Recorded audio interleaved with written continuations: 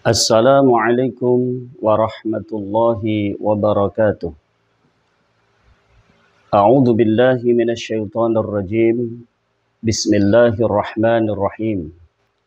Alhamdulillahilladzi ja'ala syahra Ramadan sayyidash syuhur wa anzalal Qur'an kama anzala fihi Taurata wal Injila waz Zabur.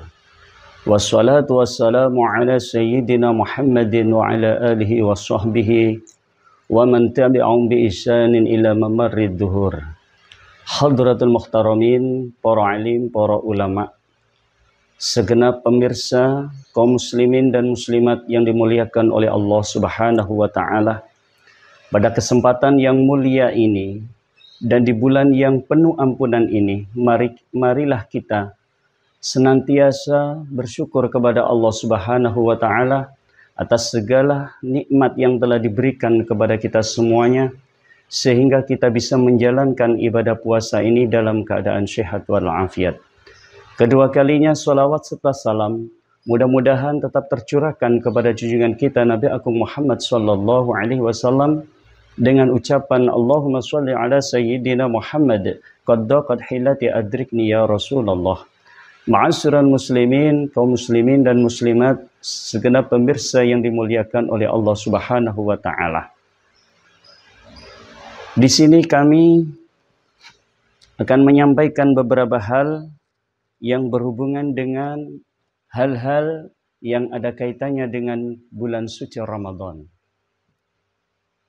Hadirin sekalian yang dimuliakan oleh Allah Subhanahu wa taala. Kadangkala kita di dalam bulan yang mulia ini, kita mendapatkan sesuatu hal yang kadang kita perlu untuk dipahami bersama-sama. Yaitu ketika orang-orang itu ada sebuah pertanyaan. Bagaimana seorang suami istri di dalam bulan suci Ramadan apakah boleh untuk melakukan hubungan suami istri? Jawabannya boleh, tetapi dengan syarat hanya di malam hari. Dan yang perlu dipertanyakan adalah bagaimana seorang suami istri tersebut ketika lupa untuk mandi besar atau mandi junub sehingga waktunya sampai menjelang subuh, bahkan sampai sesudah subuh. Apakah boleh seorang tersebut untuk melaksanakan mandi wajib atau mandi besar dan dilanjutkan puasanya? Maka di dalam penjelasan ini kami sampaikan untuk masalah seorang suami istri dalam berhubungan rumah tangga ketika melakukan hubungan bersetubuh atau suami istri di malam hari. Ini diperbolehkan di dalam Al-Quran, dijelaskan di dalam surat Al-Baqarah ayat 187 dijelaskan, A'udzubillahi minasyaitonirrajim, bismillahirrahmanirrahim. Uhilla lakum lailatas syiyamir rafathu ila nisaikum. Dihalalkan bagi kalian semuanya di malam hari untuk bercampur atau bercumbu dengan istri-istri kalian. Maka dari itu kita segenap seorang suami istri boleh-boleh saja. Tetapi ketika kita lupa untuk mandi besar, maka kita bisa laksanakan setelah kita bangun dari tidur kita. Walaupun waktunya sudah selesai subuh atau pagi hari. Berhubungan dengan hal ini pernah dalam diceritakan oleh Sayyidah Aisyah dan juga Ummu Kulsum, yang pernah diceritakan oleh Sayyidah Aisyah dan Ummu Salamah, diceritakan an Aisyah wa Ummu Salamah anna Rasulullah sallallahu alaihi wasallam kana yudrikul fajru wa huwa junubun min ahlihi thumma yaghtasilu wa yasumu wa la yaqdi. Dan Aisyah dan Ummu Salamah radhiyallahu anhuma bahwasanya Rasulullah Shallallahu Alaihi Wasallam menjumpai waktu fajar dalam keadaan junub saat di rumah keluarga beliau. Kemudian beliau mandi lalu berpuasa dan beliau tidak mengqadha puasanya tersebut. Hadirin sekalian yang dirahmati oleh Allah Subhanahu wa taala.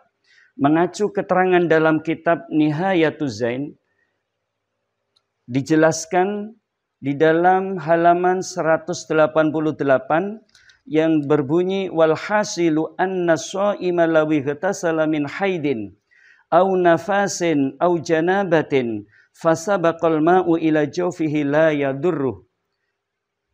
Kesimpulannya bahwa orang yang berpuasa jika mandi karena haid, nifas atau dalam keadaan junub dan airnya mendahului sampai ke badannya, maka hal itu tidak membahayakannya.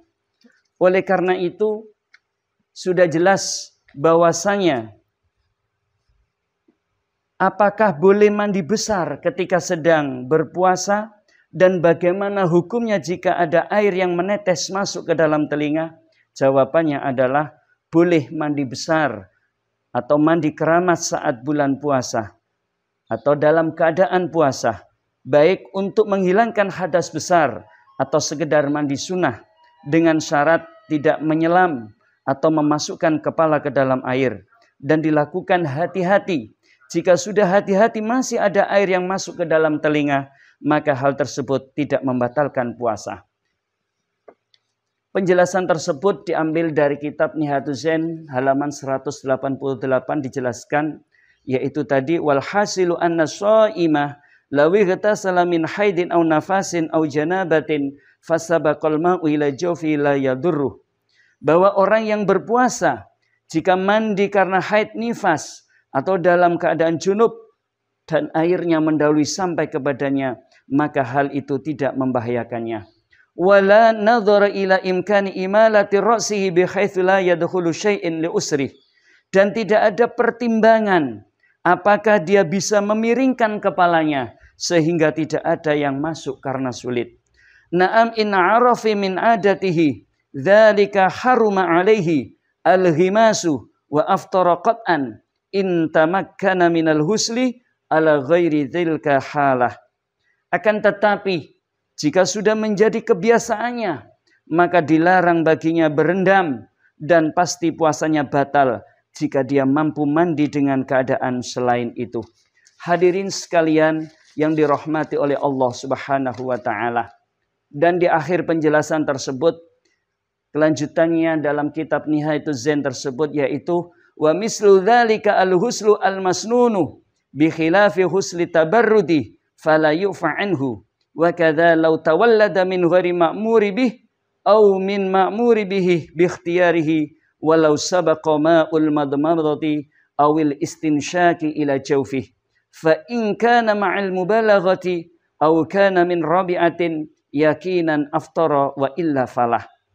Demikian pula jika keluarnya air dari basuhan yang tidak disyariatkan atau yang disyariatkan atas kehendaknya sendiri, meskipun air yang keluar dari kumur-kumur atau yang dihirupnya mendalui sampai ke hidungnya, baik dengan cara berlebihan maupun dengan cara khawatir, maka puasanya tetap batal.